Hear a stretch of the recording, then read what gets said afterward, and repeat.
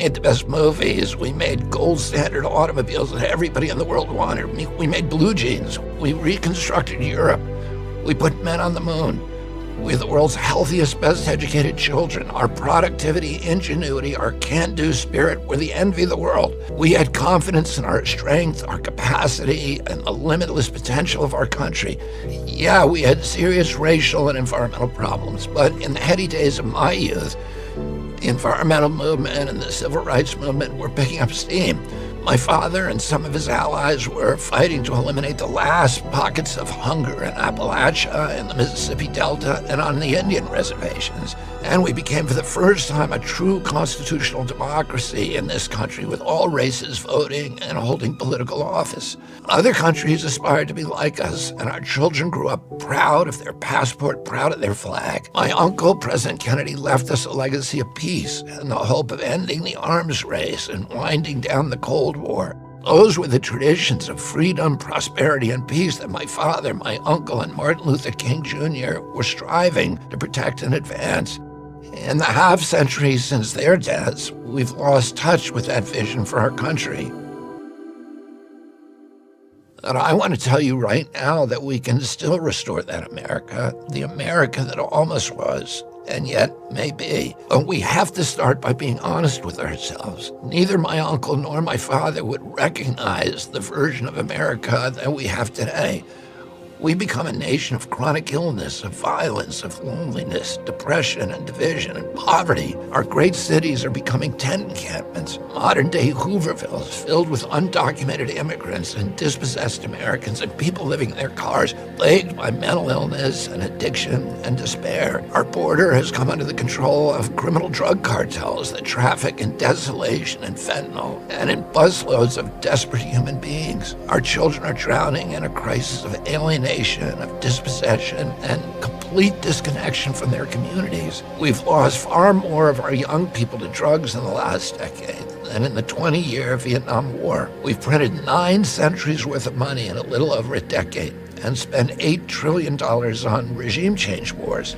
Those wars have made America less safe, our country less strong, and the world far less stable, while sending prices through the roof as our infrastructure falls apart. Tens of millions of young Americans no longer even dream of owning their own home. What happened to America, the land of opportunity, where you could be sure that if you worked hard and played by the rules, that you would have a decent life? All the new wealth of the last generation has gone to the billionaires and to transnational corporations, while our tattered middle class, our infrastructure, our industry have been hollowed out from the inside. Instead of promise, we've left our kids sick and drowning in debt. The public debt has gone from about $5 trillion under President George W. Bush to $34 trillion today, and U.S. household debt is at a record high of $17.3 trillion. If you include discouraged workers, our true unemployment rate is 23%.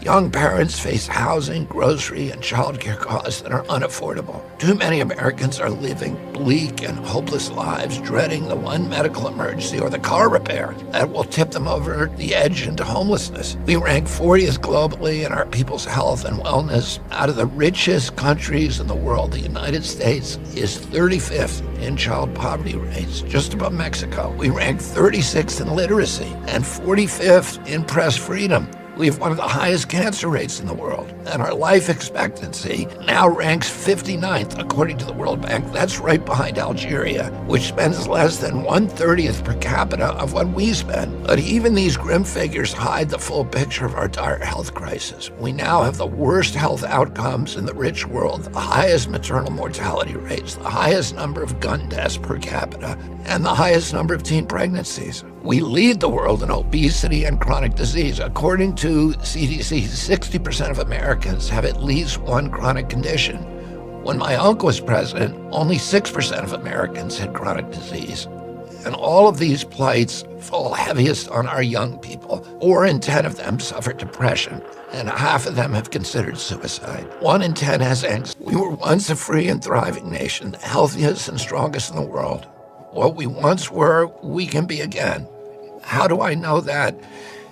It's because everywhere I go in this country, I see a profound determination among Americans to heal. We might have become the sickest country on earth, but we also have the most ingenious healers, both inside and outside conventional medicine. We may have sky-high levels of depression and addiction, but we also have innovators who have opened up new frontiers in recovery. We have some of the world's most depleted agricultural soils, but also some of the world's most innovative and energetic regenerative farmers. We have serious economic problems, but we also have the brightest and most ambitious entrepreneurs. We face hunger and homelessness, and yet we meet it with the highest philanthropic rates in the world and bottomless kindness and compassion. We may be on the mat today, but we can be on our feet and happy and healthy and strong again with good leadership tomorrow. Our people and our system were built for resilience. And here's the most important thing I want to tell you about the state of our union. Our nation seems more divided than ever, but Americans everywhere want to heal that divide. Our nation has become artificially divided by political forces that can survive only when we, the people, are at war with each other. People are tired of being manipulated by fear. We learned that lesson during COVID. We recognize that the same techniques of manipulating fear are being used by elites today to corral us into voting for one political candidate or the other. Americans are tired of these dire warnings that to preserve democracy itself, you better vote for our guy.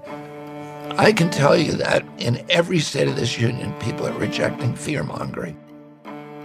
80% of Americans say they don't want to be forced to choose in this election between the lesser of two evils. They're tired of voting against something or someone. I see it in the crowds of mixed Republicans and Democrats and independents who attend my rallies, that a growing number of Americans are rejecting divisiveness. They're ready to unite, to rebuild this country, and to fulfill the promise of the America of my youth. They're ready to vote for something and for someone they like, for someone who represents hope and healing, or someone with an inspiring vision for America's future, for a future that they can believe in. So that's the State of the Union that I want to bring you today. It's a nation that hungers to heal. It's a nation ready to face reality, to rebuild, to end the forever foreign wars, to clean out the corrupt Washington establishment, and to turn again toward peace, freedom, good health, and prosperity. When we unite in that vision, we're going to be unstoppable. Thank you, and God bless you.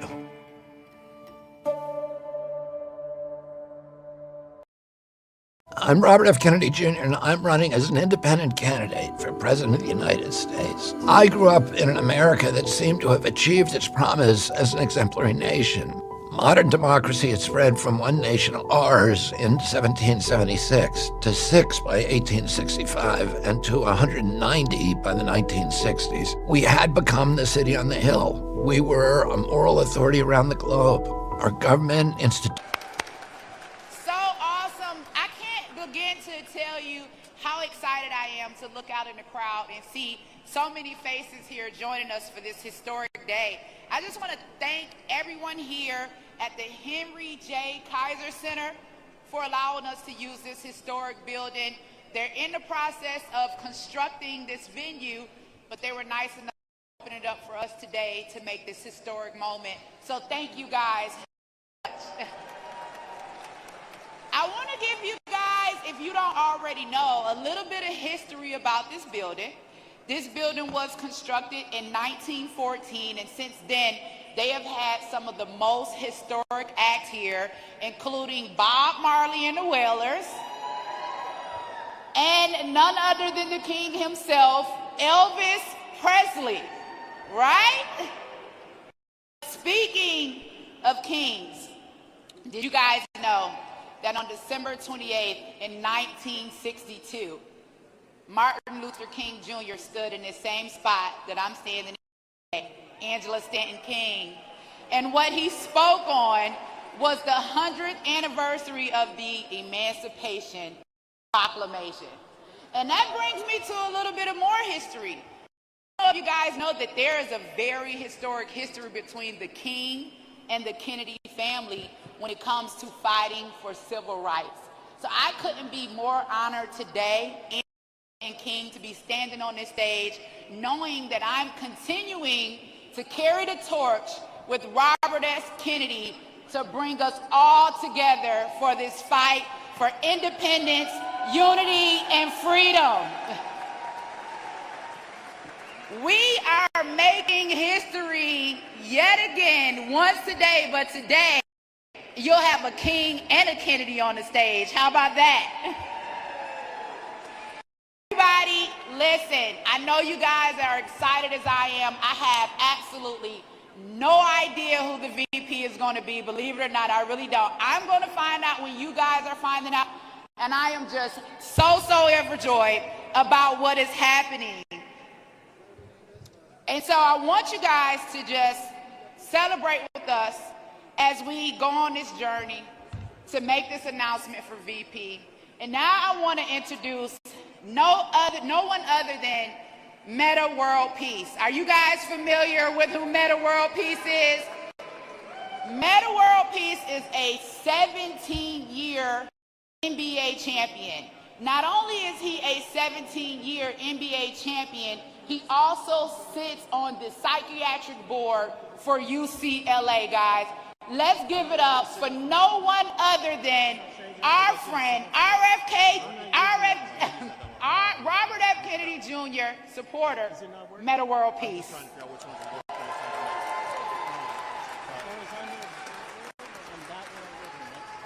This is really, how you doing today? Make some noise for Robert F. Kennedy Jr. Make some noise. That was a whisper. Let's try it again. Make some noise for Robert F. Kennedy Jr. But it's such a great time. As a kid, you dream about being a star, being an athlete, maybe even being a president. Never in a million years would I have thought I'll be supporting a presidential nominee. So once again, put your hands together.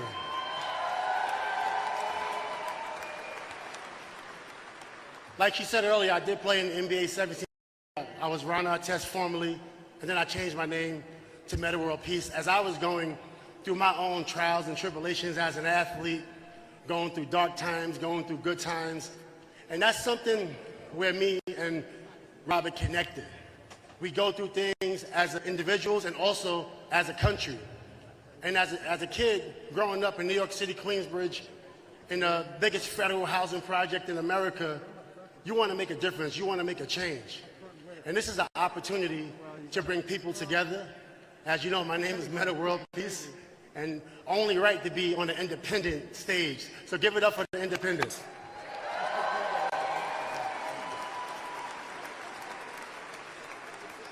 As I learn more about Robert, and obviously there's a lot of controversy out there with his opinions, but I think everybody deserves to have an opinion.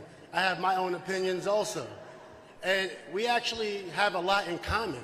You know, the wanting to see change, the struggle, the differences that we have, and how can we bring a nation together and heal people so we can move forward with social impact, education, financial literacy, and different things like that.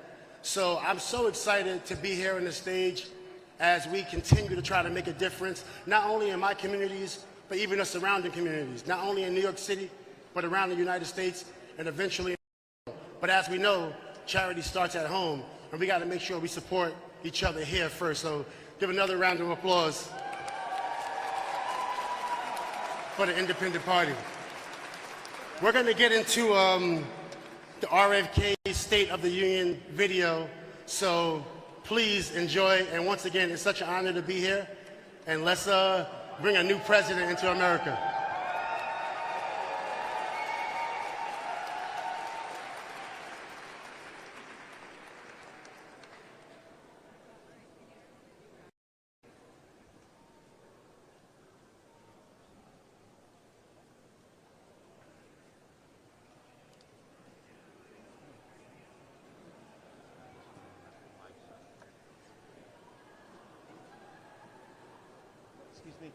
Hey everybody, it's Robert F. Kennedy Jr. and I'm an independent candidate for President of the United States. If you're under 30, you probably know my name, but you may not know much about me. My uncle John F. Kennedy was the 35th President of the United States. My father was his Attorney General and was himself a candidate for President when he was assassinated in 1968. Although I grew up around the White House, I'm definitely not a career politician. I've spent the last 40 years of my career as an environmental lawyer and advocate fighting large corporate polluters and corrupt government agencies and trying to protect America's wild places. The quality of your food, the quality of the water you drink, and the quality of the air that you breathe. My hope is that your will have the same opportunities for dignity and enrichment.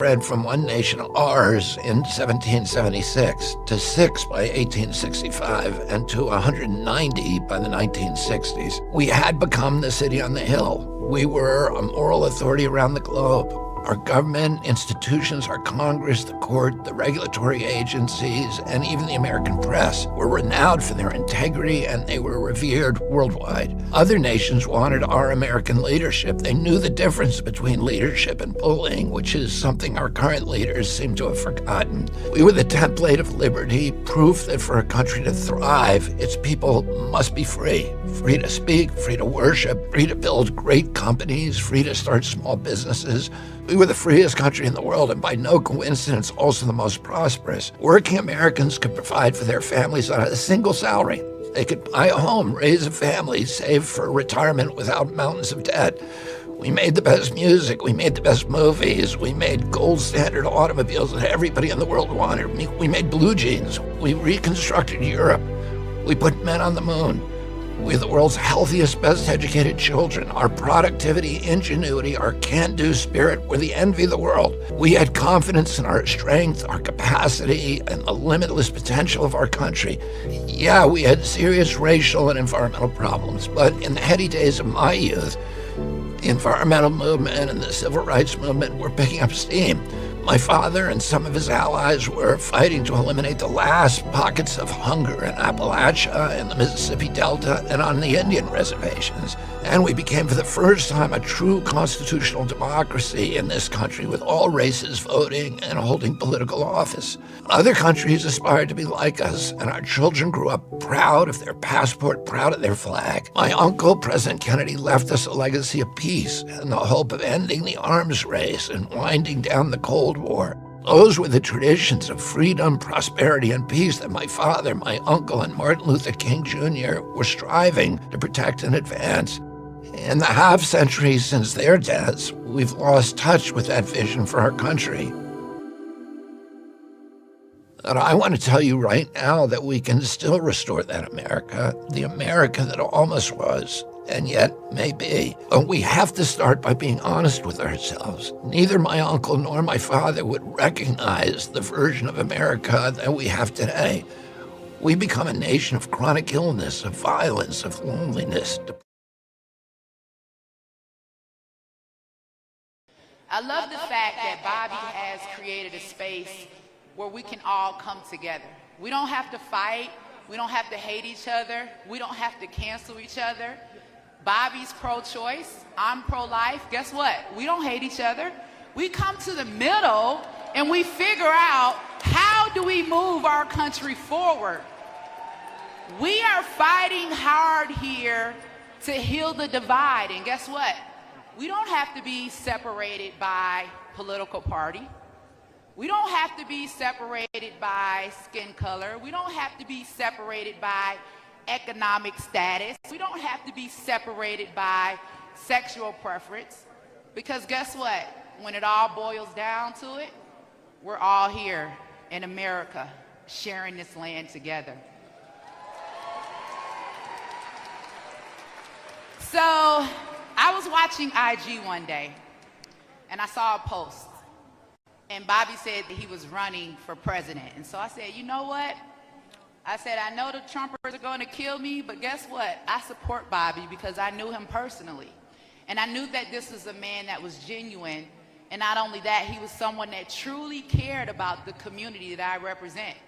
And I knew that Bobby cared about the community that I represent because I was fortunate enough to be able to work with Bobby long before he ever even announced his run for president.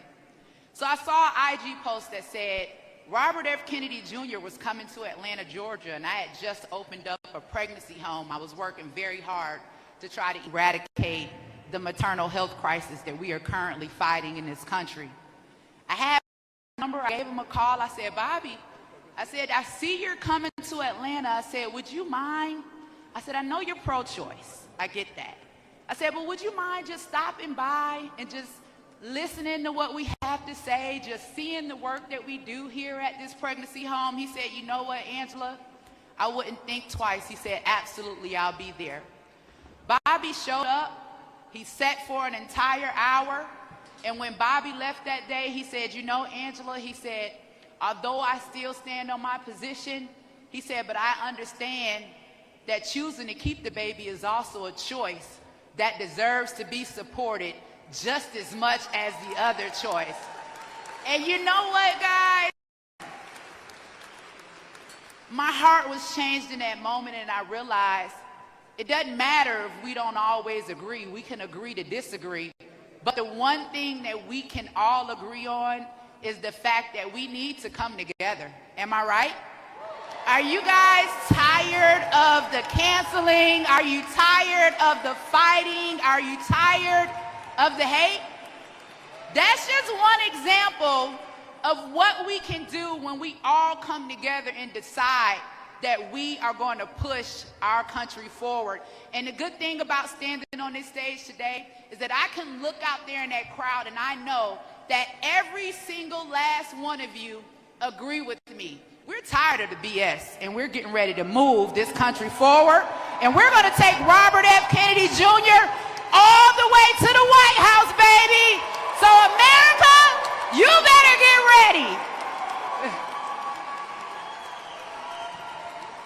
Now we also have another special guest coming up, guys. This day is going to be action-packed.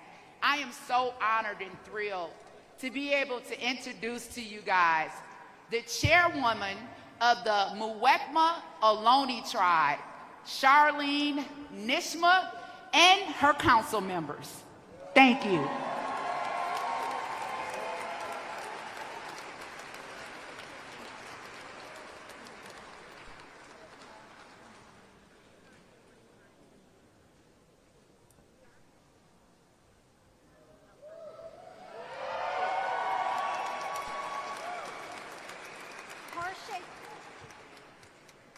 Sorry, I'm not that tall. Horshe Tuhi, Ganakrakat, Charlene Nijme, Wetresh Muwekma Walwulum, San Francisco Bay Area Tak. Hello, my name is Charlene Nijme, and I am the chairwoman of the Muwekma Ohlone tribe of the San Francisco and Oakland Bay Area. Today, as we come together for Robert F. Kennedy's announcement of his presidential running mate, we are gathered on the ethno-historic tribal territory of the East Bay, Karkin, Huchun, Halgin, Irgin, Ohlone-speaking tribal groups of the Alameda and Contra Costa counties, whom were intermarried with the Yalamu, Aramai, San Francisco Costanoan Ohlone-speaking groups of the San Francisco Peninsula. These are the direct ancestors of the lineages enrolled in the Muwekma Ohlone tribe.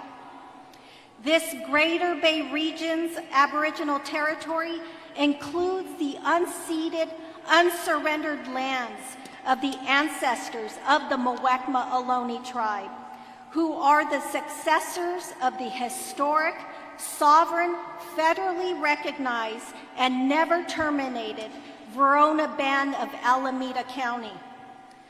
This land was and continues to be of great historic significance to the Muwekma Ohlone tribe, and our people are still here today.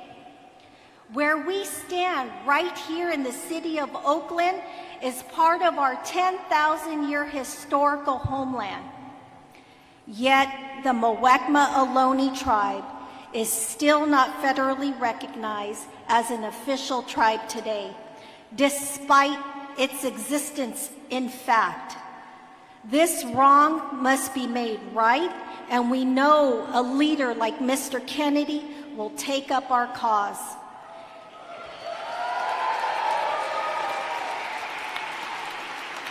It is time we stop the continued political erasure of the forgotten tribes of California and others across the country.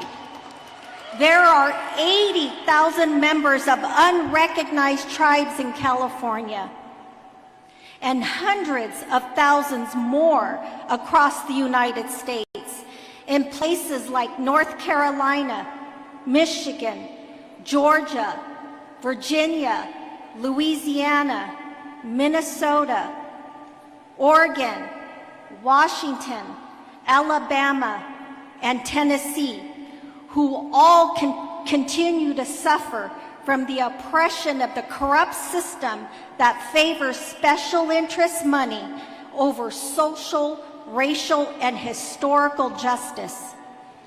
Our people are suffering. We need leaders with ethical and moral courage that Robert Kennedy Jr. has.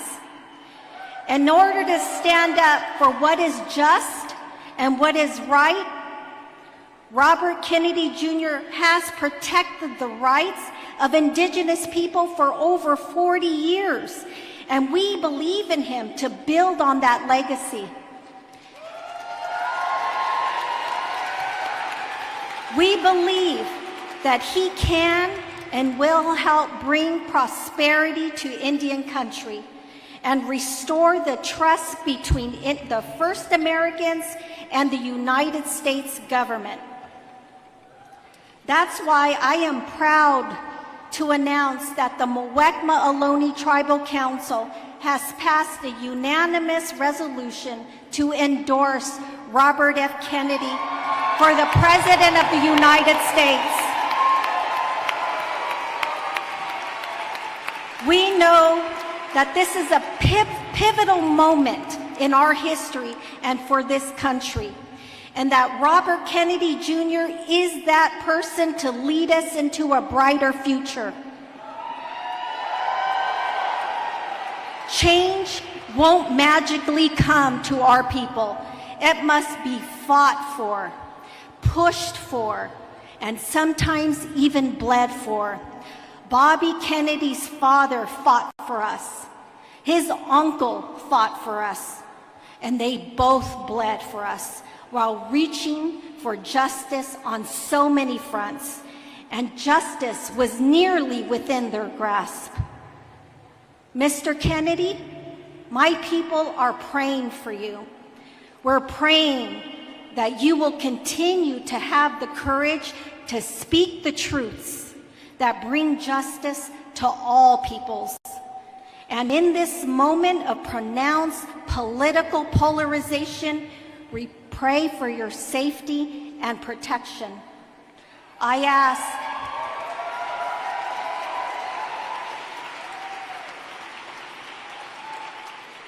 ask all my Indigenous brothers and sisters this election year, don't sit this one out. Fight for your freedom, fight for your justice, and fight for Bobby Kennedy, the way that he has always fought for us. Gish Horshe Kinan, my heart, my breath, and my spirit are with you all. Thank you so much.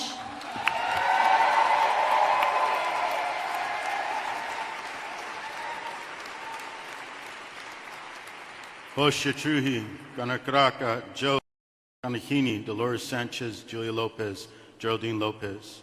My name is Yolo Pishli, a member of the Muwekma Ohlone. I come from the descendants of Julia Lopez, Dolores Sanchez, and Geraldine Lopez. In the physical and in the spiritual, we understand that protection is must. Our children, we protect them. Our mothers, as we're born, protect our children. I'm here to sing a song so we can put that protection on our relatives and all, and to help this fight for justice.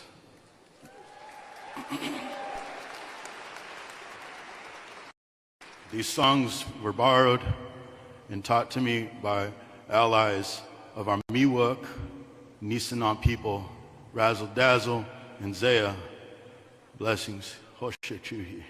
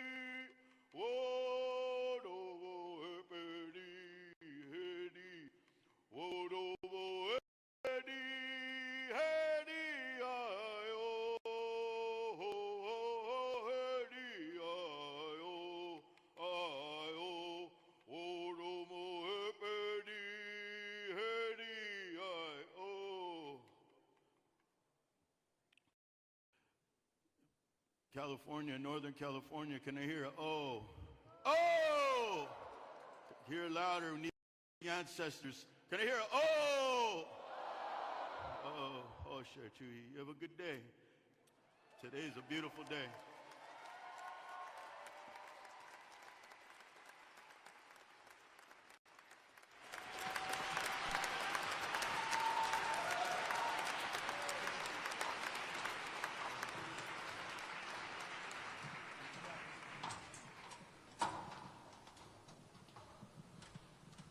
Hello, Oakland! How you all doing today? My name is Del Bigtree. I'm the Director of Communications for the Robert Kennedy Jr. campaign for President of the United States. I just want to take a moment to say what an honor it is to work with one of the most beautiful people on this planet.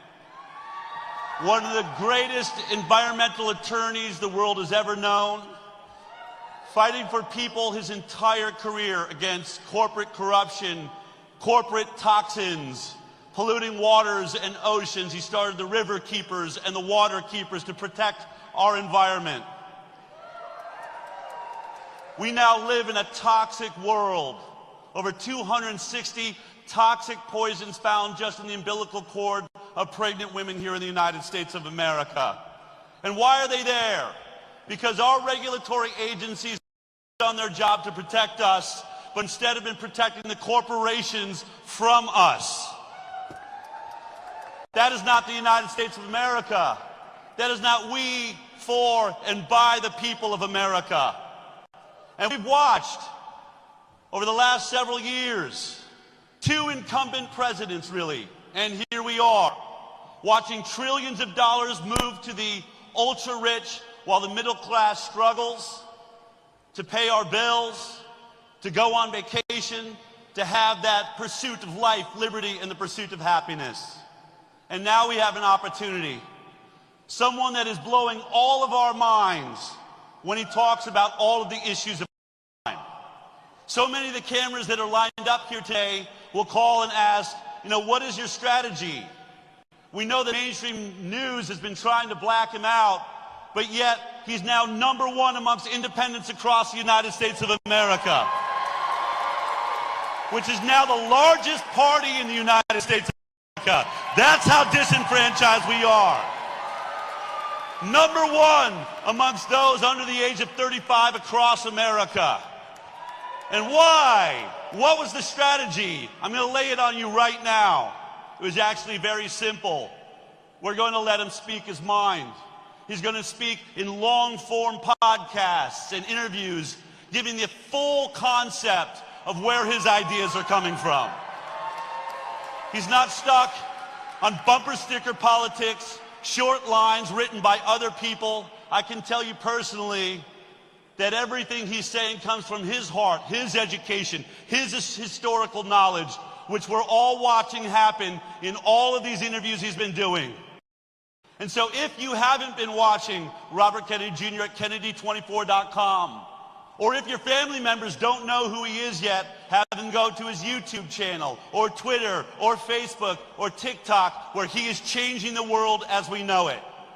We in America are so tired of the duality, of the fighting between two parties, when we know we've got such important issues now. AI technologies, facial recognition softwares, our cell phones can track everywhere we're going, and they tried to use that against us during the COVID pandemic. They wiped out our freedom of speech, censored Robert Kennedy Jr., and he brought a case against our nation because of it.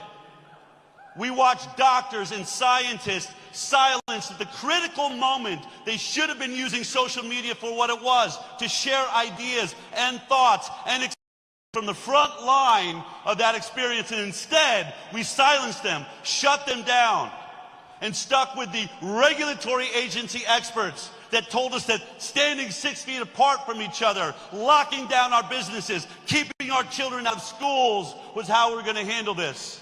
Only to find out now, in front of the Congress, when Tony Fauci says, yeah, that social distancing thing, that's 6 feet apart, that just kind of popped up and had no basis in science.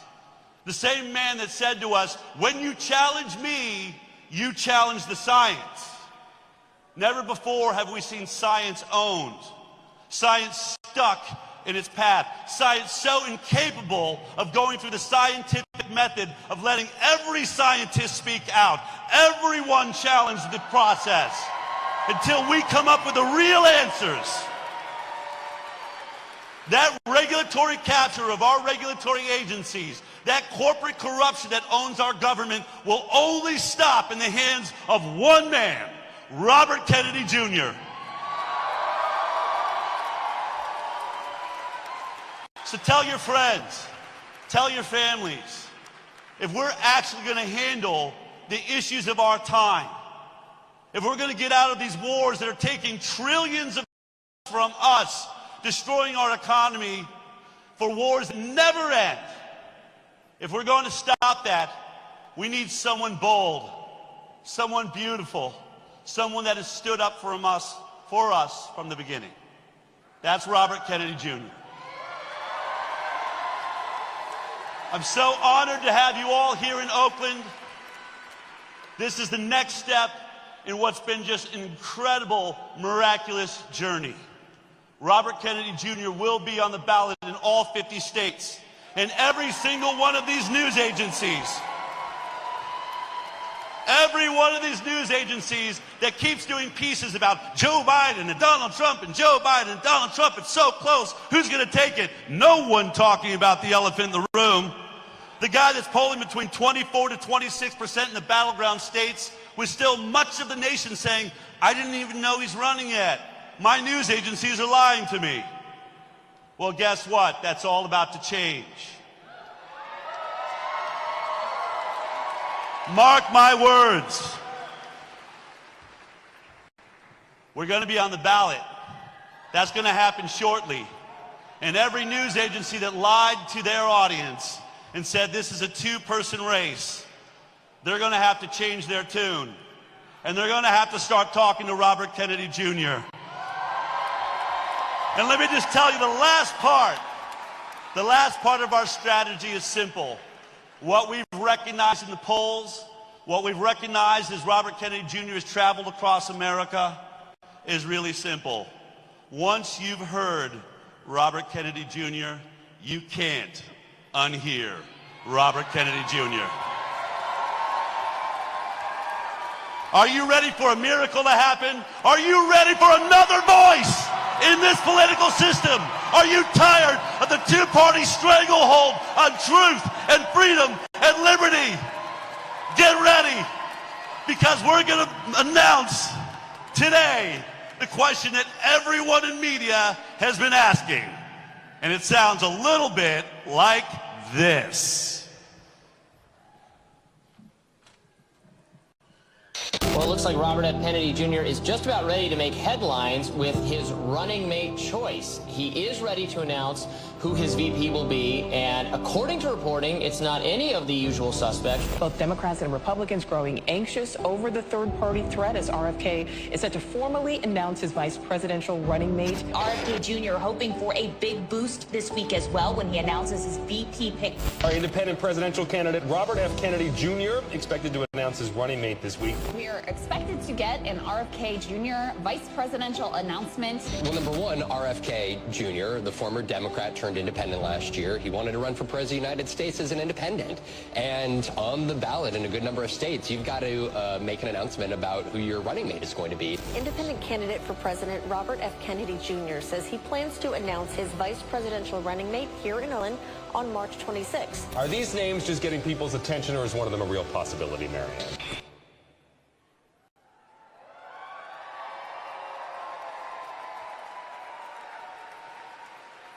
Ladies and gentlemen, give a warm welcome to Kelly Ryerson. She works at the intersection of agriculture and health. She regularly collaborates with regenerative farmers, scientists, policymakers, and media to address agrochemical damage to our soil and bodies. Let's give her a warm welcome.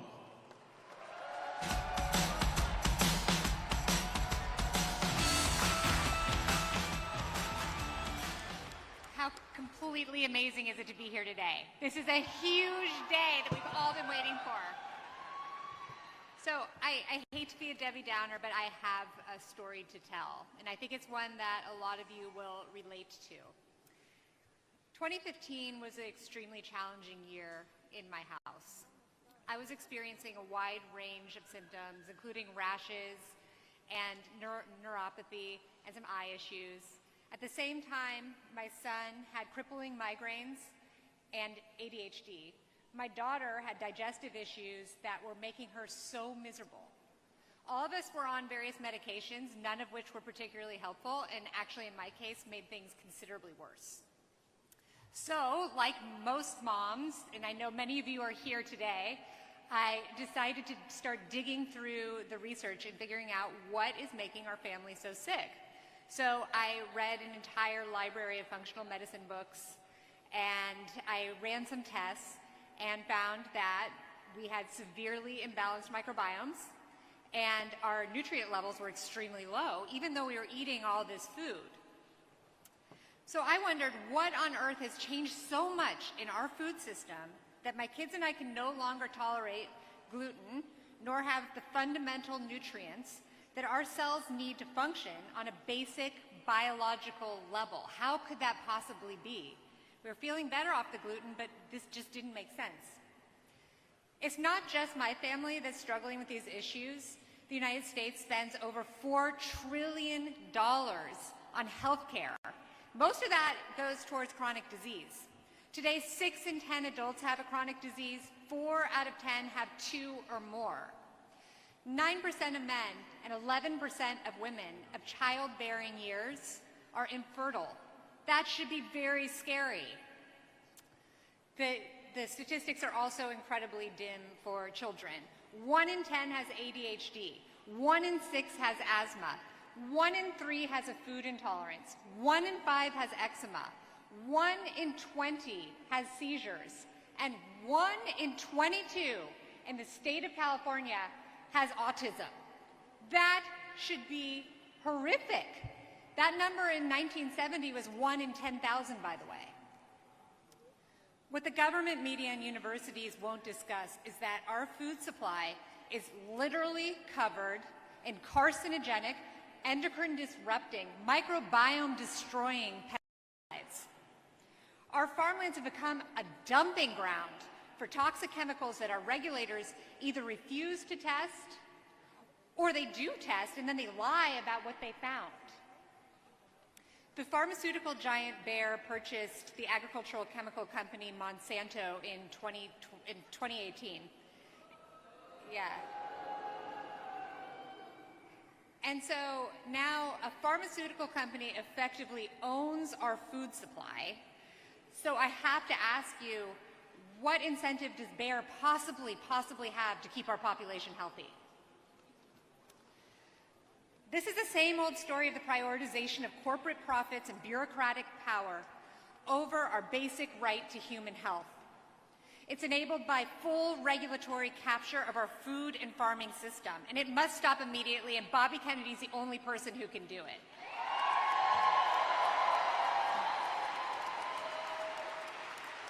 Yeah. Our Farm Bill has historically supported monocrop chemical mega farming. We absolutely urgently need to pass a farm bill supporting family farmers, regenerative agriculture practices, and nutrient-dense crops beyond the clutches of the Roundup-ready GMOs that are making us all sick. We will not decrease the $4 trillion health bill until we regenerate the soil on our farms, cut the ties between regulators and corporations, and discontinue our toxic chemical dependency on both the farm and the pharmacy.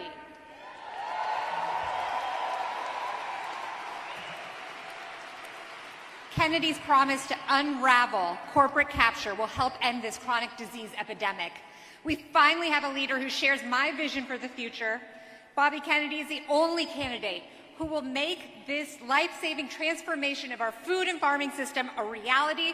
Tell corporations, by the way, your reign over regulators is over. And deliver the basic right to health back to the hands of the United States citizens. Thank you.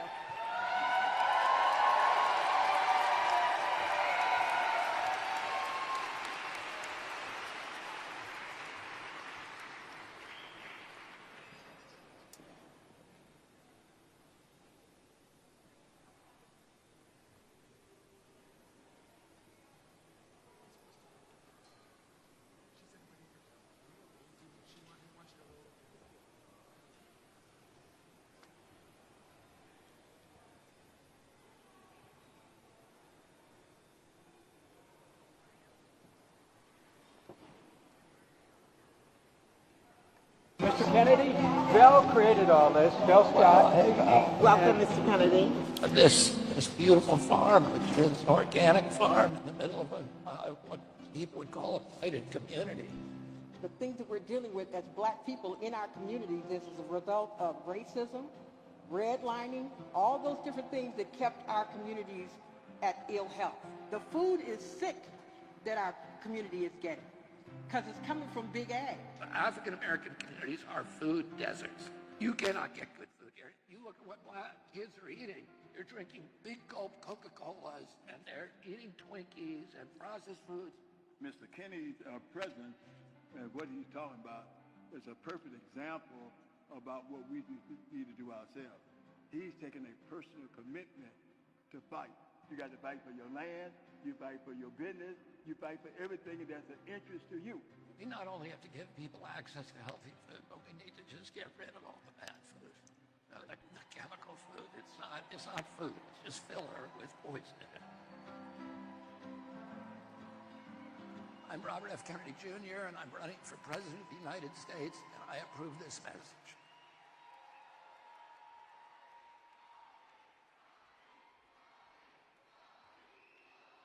All right, hold your horses. We're moments away. I just want to bring your attention to these screens over here. We have a QR code for everyone that is hearing impaired, whether you're live in the audience or you're out watching this live stream as it's happening. Just scan this QR code, and that will take you to the hearing impaired section so you can see everything typed out for you. The next guest is a personal hero of mine and really should be considered a hero in the world. When there was a small group of scientists, as I said before, basically lying about what would work, deciding to lock down our nation for the first time in history because of a virus, there was a group of people that went to the White House to talk to President Trump at that time, to bring a different perspective that was shared by thousands and thousands of health experts across the world. They wrote a document called the Great Barrington Declaration. A document that will stand the test of time and be heralded as the path the world should have taken. It's my honor and pleasure to introduce you to one of the authors of the Great Barrington Declaration, Jay Bhattacharya.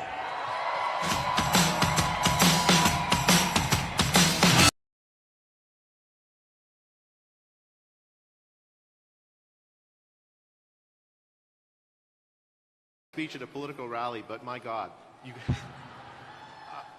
First, I want to thank Mr. Kennedy for the opportunity to speak today on this important day in American history. And I wanted to take the chance to make a case for the First Amendment and for free speech. I know that Bobby Kennedy has been the victim of an effort to censor his voice. And I have to say that I've been the victim of this same effort to censor free speech in this country. I am a scientific dissident.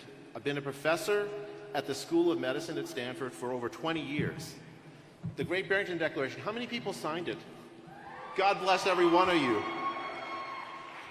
It was a document I wrote with professors at Harvard and Oxford in October of 2020. The world was locked down. We had closed our schools. We had closed our businesses. We had closed our churches on the idea that it was necessary for our health. But I knew for a fact that that was a lie, that there were tens of thousands of doctors and scientists who said that we didn't need to lock down. We didn't need to close our schools. We didn't need to close our businesses. We didn't need to close our churches. We proposed instead better protecting vulnerable older people. We proposed not disrupting the lives of our children. Following similar ideas, the Swedish Public Health Authority protected human life much better than Americans. In fact, they have among the very best outcomes in protecting human life during the pandemic without lockdowns, without disrupting the lives of our children. Their kids suffered no learning loss at all during the pandemic. Their elderly were protected better, and their young people lived as close to a normal life as possible. Lockdown California, my kids didn't see the inside of a classroom for a year and a half. Florida opened its schools, and they have higher life expectancy and better outcomes, economic outcomes, psychological outcomes, and health outcomes than California did lockdown.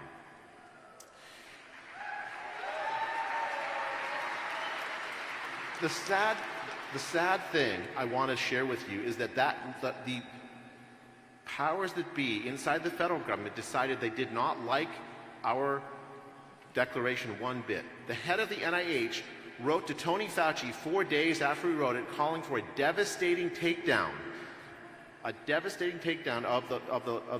the declaration and of me.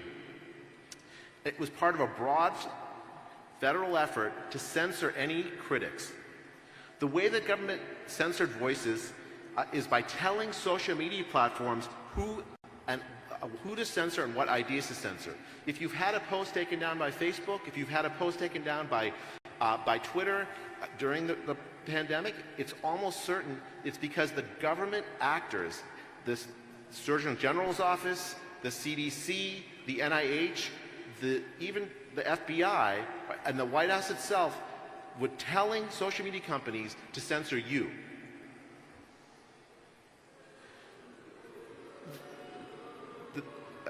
The good news is we now know what they're up to. We know how they did it and why they're doing it. And we can fight back.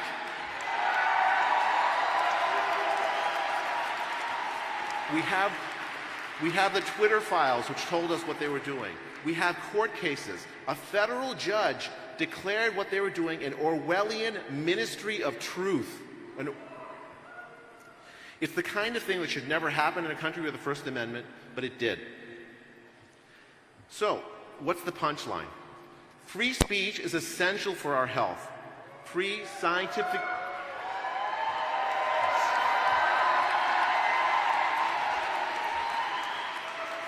We need dissidents. We need dissident voices in public health because they're very often right. The government censored because it knew it was wrong. We need people like Bobby Kennedy and any other politician that wants to support free speech. We need those voices to restore the First Amendment in this country, because that is how we protect our health and how we protect our democracy. You know, I work in public health, and I don't believe that public health should be political. So I'm deeply uncomfortable.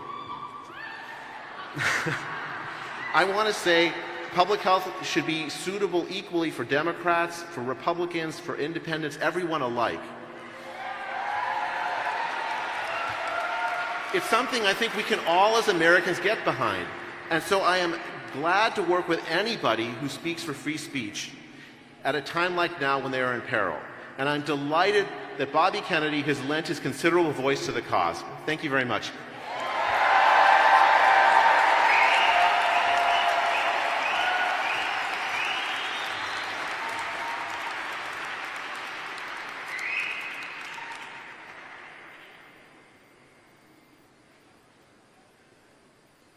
He needs to know what's going on.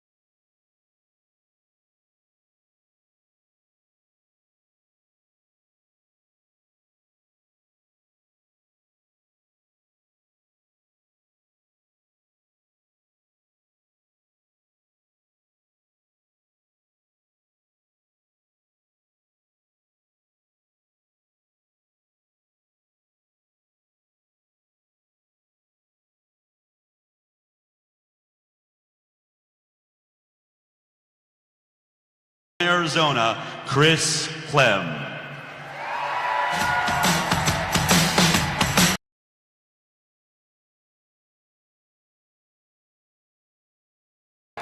My name is Chris Clem, and I retired as the Chief Patrol Agent of Yuma, Arizona on December 31st, 2022, after serving more than 27 years as a United States Border Patrol Agent. I spent many years along the southern border. I have witnessed the good, the bad, and the ugly of what can happen with poor policies and lack of leadership out of Washington, D.C. Last year, I met Bobby when he came to Yuma. I spent time with him in his campaign. We discussed the realities of the border. Not only did he spend time with me, but as you saw in the video, he saw firsthand hundreds of people from around the world coming into the United States illegally at all hours of the day and night, tying up the hands of our agents, while the cartels profited off human exploitation. He met with the mayor, the sheriff, the county commissioner, the hospital staff, nonprofit organizations, the food bank, the domestic violence shelter, the ranchers and the farmers, everyone who has been impacted by an out-of-control border. I was amazed that someone of his position, his stature, spent 3 days listening and learning, not just checking a box in a photo op. As we spoke, he asked great questions, but most importantly, he listened. And as we talked, I shared my vision of border security. And as a career law enforcement agent, it was important to me that he understood how necessary it was to secure our borders, how critical and how part of an integral part of our immigration system border security is. But oftentimes, border security and immigration get conflated, and that leads to further division and rhetoric. So I shared my vision of how the border should be, and that we should be a border made of tall fences and wide gates. The tall fences represented the border security system, the right infrastructure where it is needed, the technology to aid and assist our border security agents along the border and at the ports, personnel to conduct our very important security mission, and backed by strong policies. But equally important were the wide gates. The wide gates are our legal and lawful pathways into the United States. Strong and effective policies to allow those to come legally, more efficiently, to enhance and strengthen our commerce, to allow trade and travel to flourish, clear up the enormous backlog for those who are following the rule of law, more efficient means so people can come in who want to add to our way of life. People shouldn't wait years or a lifetime to be able to come to our country for the right reasons. And if our current workforce cannot provide the means for businesses, big or small, we need a better way to recruit and attain foreign workers without bankrupting small business with overregulated, antiquated systems. I believe Bobby sees this problem as an opportunity. He saw firsthand how important it was to secure our border. He saw the need to clean up the current immigration system. And I know, living along the border for many years, that a secure border